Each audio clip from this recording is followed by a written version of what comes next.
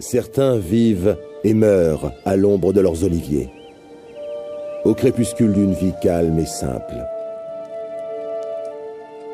Ce livre relate la vie d'un homme qui voulait autre chose, un homme qui voulait tout. Son nom, Napoléon Bonaparte, soldat, général, empereur. Mais toute chose a un commencement. Il fut un temps où Napoléon n'était qu'un petit garçon originaire de Corse.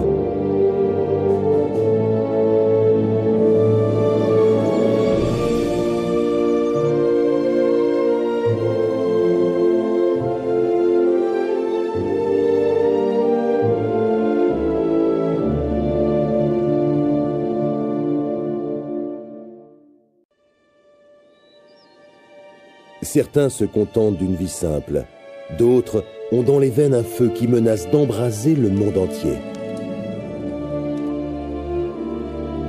J'ignore ce qui alluma ce feu en Napoléon. Peut-être était-ce son destin depuis le début. Mais parfois, le destin a besoin d'un petit coup de pouce, voire d'une révolution.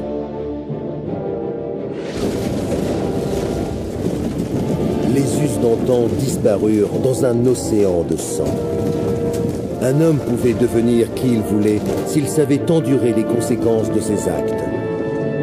En 1796, on confia à Napoléon le commandement de l'armée d'Italie. Nous savions que l'Autriche ouvrirait les hostilités en Allemagne. Nous savions que la campagne d'Italie n'avait plus aucune raison d'être. Napoléon, lui, pensait différemment. C'était là son talent. Je vous guiderai à travers les plaines les plus fertiles du monde. Vous y trouverez l'honneur, la gloire et la fortune, dit Napoléon. Les soldats l'écoutaient. Mais ils refusaient d'y croire.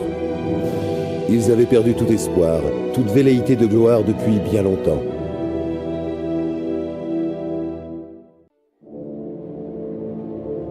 C'était un âge d'exploration et de conquêtes aux quatre coins du globe. Mais où qu'ils aillent, les Britanniques représentaient une menace. Leurs navires étouffaient nos échanges commerciaux. Plus l'Angleterre s'enrichissait, plus la France souffrait.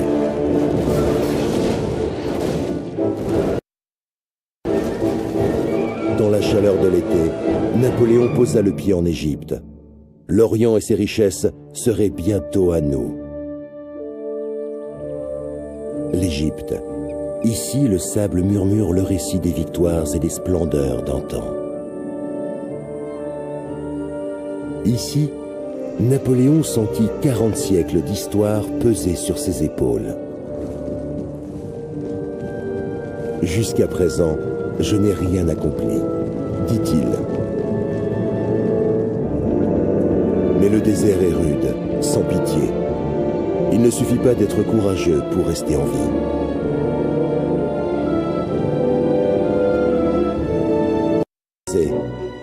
Napoléon rendit à la France sa grandeur. Elle lui devait tout, la gloire, la justice, l'ordre. Rien ne fut négligé, son code signifiait la justice pour tous. J'ai vu l'empereur à l'œuvre. C'était une force de la nature, un véritable ouragan de modernité. Les vieux ennemis de la France complotaient contre lui. L'Angleterre, l'Autriche, la Russie et leurs sous-fifres. Napoléon devait disparaître et sa flamme s'éteindre. Nous avons planifié notre défense. En 1805, la France tout entière se préparait pour la guerre.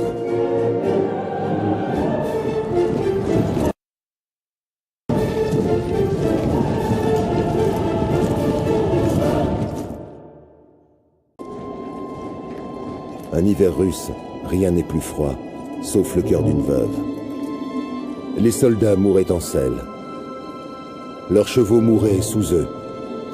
La grande armée périt. Les vautours se rassemblèrent. Nos ennemis formèrent la 6e coalition. La 6e, contre Napoléon. Contre un seul homme. Nous nous sommes battus. Ce n'était pas suffisant. En avril 1814, Napoléon abdiqua. Le temps semblait s'être arrêté. La minuscule île d'Elbe devint son seul empire. Il y resta 10 mois. Au printemps 1815, Napoléon rentra en France. Il n'eut d'autre choix que de marcher sur Paris. Le pitoyable roi Bourbon s'exila. Le destin était en marche. L'Europe nous tourna le dos.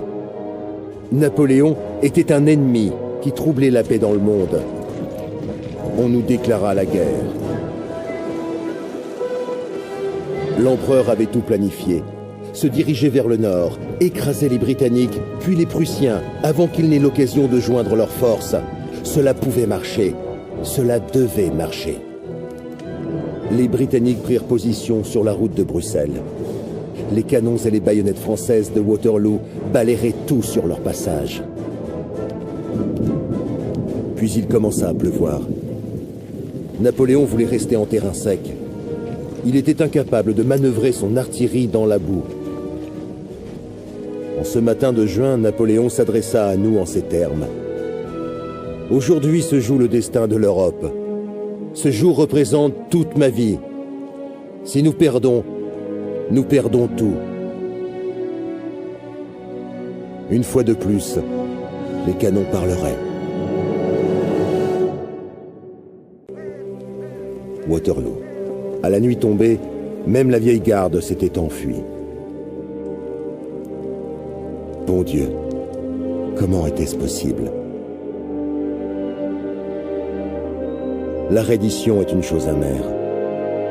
L'exil à Sainte-Hélène, ce rocher minuscule, je préfère ne plus y penser.